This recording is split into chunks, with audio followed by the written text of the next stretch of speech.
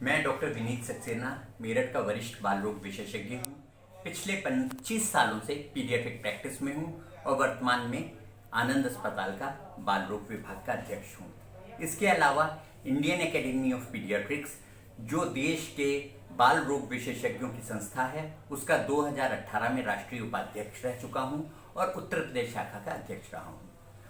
Covid की pandemic बीच में है, बहुत सारी संभावनाएं, बहुत सारी भविष्यवाणी, बहुत सारे प्रेडिक्शन रोज बदलते हैं।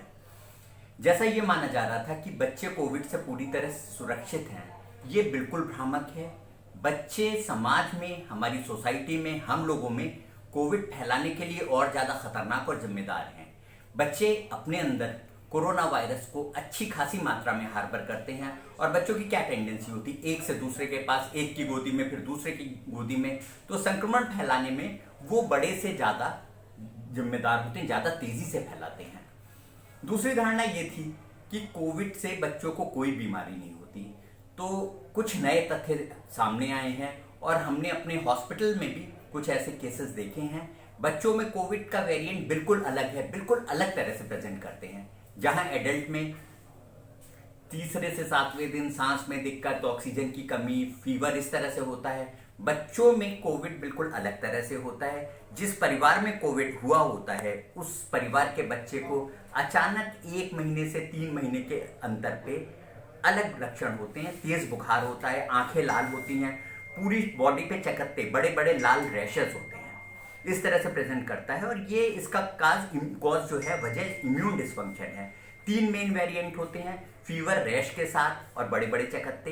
दूसरा फीवर, रैश और कार्डियक, हृदय का इन्वॉल्वमेंट। उसमें जैसे एडल्ट में ट्रॉप टी एंजाइम बढ़ते हैं, ईसीजी में चेंजेस होते हैं, एस वेव, टी वेव, वो सारी चीज़ें बच्चों में मिलती हैं। और तीसरी सबसे खतरनाक फॉर्म जो है वो MISC, multi system immune dysfunction inflammatory syndrome of childhood.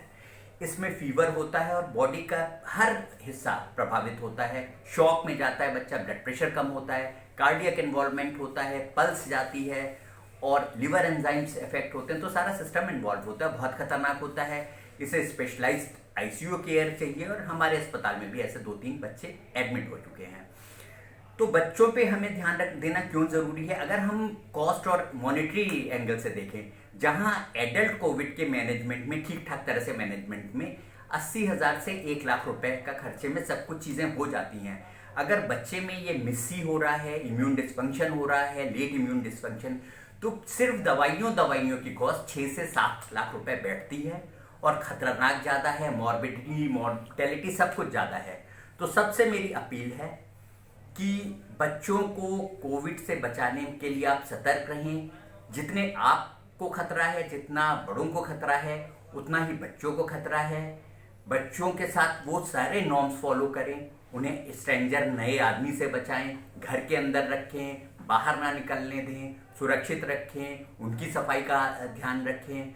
और मेरी सबसे अपील है, ये सब करके आप तो सुरक्षित रहेंगे, लेकिन देश के बच्चे, जो देश के आगे का भविष्य हैं, उन्हें भी सुरक्षित रखना हमारा, आपका कर्तव्य है, जिम्मेदारी है। धन्यवाद।